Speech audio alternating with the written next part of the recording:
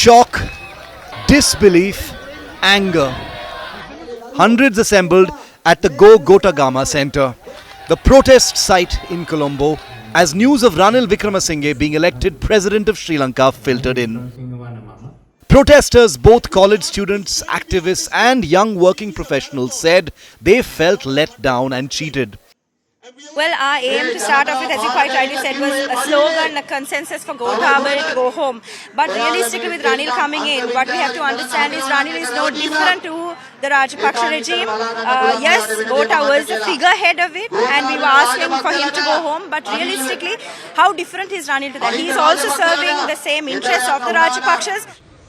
Protesters insist they're in for the long haul and will not be intimidated by President Ranil Wickremesinghe being elected as president, which according to them is an extension of the Gotabaya Rajapaksa regime continuing.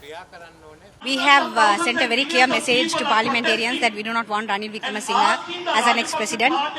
So the fact that he has won with a decisive majority shows us how unaccountable and how unresponsive the parliamentarians are to the demands of the people. So we will continue the struggle.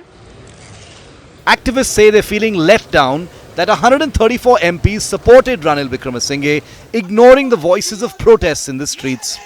The next phase of their agitation is not just going to be against Ranil Wickremesinghe, but also against the MPs who they claimed ignored the voices of the masses. We should continue the protest forward because Ranil should go home because he was not a democratically elected parliamentarian. Even he became PM because he supported Rajapaksa regime, and now buying the parliamentarians he has become president. So the people's struggle will continue until he resigns.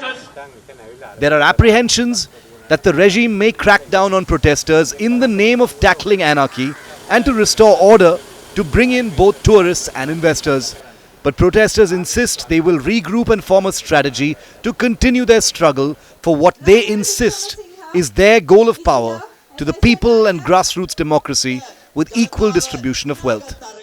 These protesters at least see Ranil Wickremesinghe as an extension of the same regime, and they want a clean change. Some of the protesters we spoke to said they're extremely disappointed. At least 134 members of parliament supported Ranil Wickremesinghe. Clearly an indication that the aspirations of these protesters and those in parliament are very different. An indication that Sri Lanka is likely to see days and weeks of turmoil ahead. If you like the video, do like, comment, share and subscribe.